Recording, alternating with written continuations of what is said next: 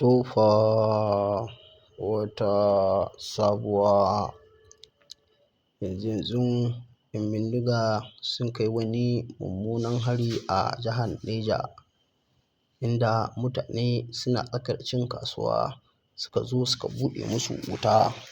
inda suka kashe jama'a da dama sannan kuma suka yi ma wasu yankan rago. Abinda zai baka haushi, wa'innan 'yan bindiga lalle sun matsa ma arewacin Najeriya, inda har yanzu ko da wane lokaci suna kai hare-hare, sannan kuma wannan hare-hare da suke kaiwa na ta'addanci su kashe talakawa, su kashe jami'an tsaro, sannan kuma su buƙaci cewar sai an biya kuɗin fansa sannan su saki duk wanda suka kama. Idan ba ku manta ba, cikin watan azumi haka 'yan ta'addan Boko Haramun suka kai wani mummunan hari a jihar Borno, inda suka kashe jama'a da dama sannan hatta jami'an sojoji suka kashe su, inda kuma suka sace mata da ƙananan yara wanda har yanzu suna hannunsu. Lalle gwamnati ba su samu nasarar karɓo su ba, inda kuma suka buƙaci lalle a yanzu sai an ba su kimanin kuɗin da ya kai biliyan 5, wanda kuma lalle wasu ƙungiya ne na matasa a jihar Borno suka tattauna da waɗancan 'yan Boko Haramun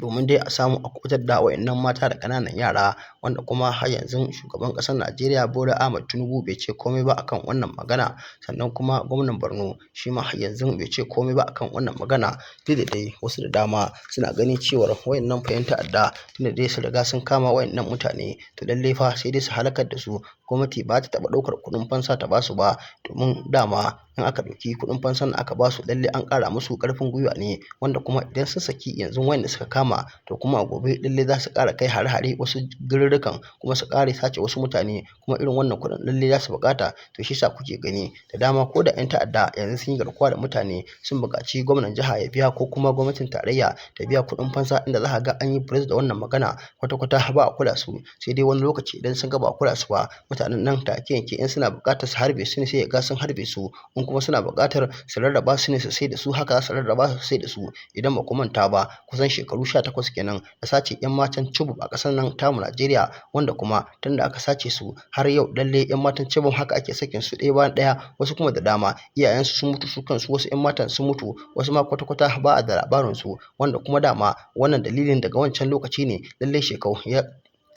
koya ma 'yan Najeriya garkuwa da mutane, wanda kuma daga baya lalle 'yan bindiga su ma suka shiga wannan harka, inda ko da wani lokaci za ka ga sun sace ɗalibai 'yan makaranta, inda za su ce lalle sai gwamnati ta biya kuɗin fansa. To amma mafi yawanci da dama idan an sace ɗalibai aka ce gwamnati ta biya kuɗin fansa ba ta biya, to yana daga cikin dalilin da yasa kenan daga baya 'yan bindiga suka rasa sace ɗalibai 'yan makaranta. To amma kuma sai gashi kwanan nan a jihar Borno an zo an kwashe wannan mutane kusan gari guda an tafi da su daji, kuma ana buƙatar irin wannan biliyoyin kuɗi, wanda kuma ni ya tabbatar gwamnati ba ta biyan wannan biliyoyin kuɗi ba, sannan kuma su iyalan wanda aka sace musu matan da ƙananan yara su kuma su da wannan kuɗi, wanda kuma a ƙarshe suna ji suna gani haka iyalan nan nasu za su tagayyara. Abin da zai baka haushi yanzu wanda aka zo aka yi mishi wannan mummunan ɓarna, sannan kuma da zai fito ce babu gwamnati, ko kuma sai ga an kama shi, kuma ko da ka ce babu gwamnati lalle baka da laifi, dama amfanin gwamnati shine ta hana a ci mutuncinka, sannan ta kula da rayuwarka, sannan kuma da kula da dukiyanka da kuma iyalanka. To matuƙar yanzu za a bari a zo a ƙona maka dukiya, sannan kuma a kwashe iyalanka a kai daji, to lalle ko kai zaka iya fitowa ƙuru-ƙuru ka ce babu gwamnati, domin ga gwamnatin nan amma ba ta da amfanin komai. Tunda yanzu kuna gani tun watan azumi aka sace waɗancan bayan Allah kusan wata 2 kenan, wanda yanzu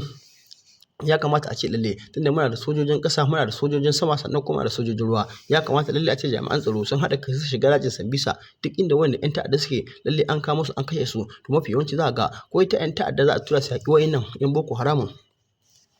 ko za ka ga ko sojoji za a tura su yaƙi wa'innan 'yan Boko Haramun, za ka ga 'yan kaɗan ake turawa ba tare da sun yawa ba, wanda kuma wani lokaci ko da an tura su take yanke za ka ga wani 'yan ta'adda sun fi ƙarfin sojoji, wanda kuma a ƙarshe za ka ga sun kama sun kashe su. Idan ba ku manta ba, shugaban 'yan bindiga Bello Turji an sa tura sojojin Najeriya su shiga daji domin su kamo shi, amma za ka ga mafi yawanci in sun shiga dajin nan take yanke za ka ga Bello Turji gaba ɗaya ya kama su ya kashe su, inda kuma wani lokaci za ka ga ya yi faifan bidiyo cewa lalle yanzu ya samu nasara akan jami'an tsaron da suka zo kama shi. Abin da ke faruwa kenan, kuma irin haka Bello turji yayi ba su ɗaya ba su biyu ba, ko da wani lokaci shi yake samun nasara akan sojojinmu na Najeriya, wanda kuma ba wai dan ya fi su kayan aiki ne ba. Dan Allah dan Annabi, idan yau ne farkon zuwan ka wannan tasha tamu, ka danna mana alamar subscribe, ka danna mana alamar ƙararrawa, kai share din bidiyon na kai like, muna godiya sosai ga cikakkun bidiyoyin dan ku kalla. Daga jihar Niger da ke arewa ta tsakiyar kasar ke nuna cewa ana ta ci gaba da tantance yawan mutanen da wasu 'yan bindiga suka kashe a wani hari da suka kai kasuwar daji da ke karamar hukumar Bargu, inda ake fargabar sun kashe sama da mutum 30 tare da sace wasu da dama.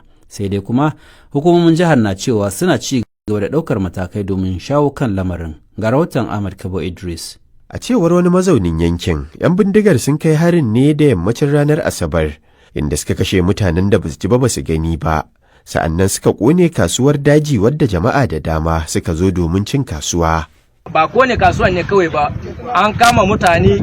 da yawa, yawanci an halbe su, yawanci kuma an kama su ana ta ɗaure su da yagwai, ana tara su guda. Bayan an gama tara su an yanyanke mutane, a nan duka gawawakin mutane ne. Har yanzu akwai wasu gawawaki wanda suke a cikin daji, ana faman cinto su ɗaya bayan ɗaya. Kimanin mutum nawa aka kashe? Mun riga mun lissafin gawawaki mun samu 42, amma yanzu ma rahoto ya zo mana cewa akwai wani gawa wanda aka gano a cikin daji yanzu akan ga. Shi ma wani ɗan jarida da ke gudanar da bincike kan sha'anin tsaro a yankin ya mun ƙarin bayani kan abin da ya faru. Zakar Adamu Kwantagora, ɗan jarida ne a jihar Niger. Misalin karfe 5 zuwa karfe 6 na yamma a ranar Asabar. Al'umman garin suna cikin gudanar da harkokinsu, kwatsam sai suka ji shigowan babura 70. A waɗannan babura akwai goyo na mutum biyu, mutum uku. Sai suka yi kokari suka tattara al'umman garin, sai suka dingi kwantar da su, suna ɗaura wasu, suna masa yankan rago da wuka da adduna. Waɗanda suka yi yunkurin za su gudu suka dingi halbin su. Kimanin mutum nawa aka kashe?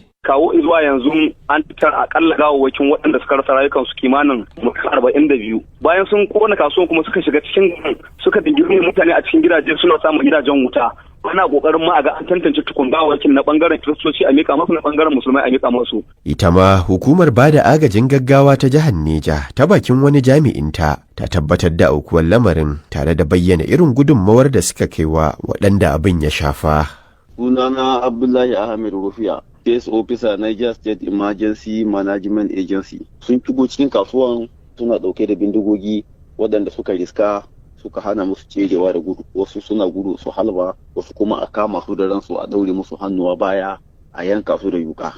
To daga ɓangaren ku mutane nawa aka tabbatar sun mutu? Gaskiya akalla mutane ba za su kasa 30 zuwa 40 ba, waɗanda suka zo cin kasuwa ne, kuma bayan haka sun gama suka ƙona kasuwan. To kamar wani mataki gwamnati ta ɗauka? Akwai jami'an tsaro da suka shigo wurin farko, kuma an ce wasu za su sake zuwa. A nata ɓangaren rundunar 'yan sandan jihar Neja ta cikin wata sanarwa da kakakinta SP Wasiyu Abiodun ya aike wa BBC ta tabbatar da aukuwar harin. Sanarwar ta ce jami'an tsaro na bakin ƙoƙarinsu domin ganin sun kubutar da mutanen da 'yan bindigar suka sace. Jihar Neja dai na daga cikin jihohin arewacin Najeriya da ke fama da hare-haren 'yan bindiga, duk da hare-haren da jami'an tsaro ke kaiwa maɓoyarsu da ke cikin dazukan ƙasar a baya-bayan nan. Ko a watan Nuwamba shekarar da ta gabata ma, wasu maharan sun kai hari makarantar sakandaren Fafiri, inda suka sace ɗalibai fiye da 300, ko da yake daga bisani an sako su. Ahmad Kabo Idris, sashen Hausa na BBC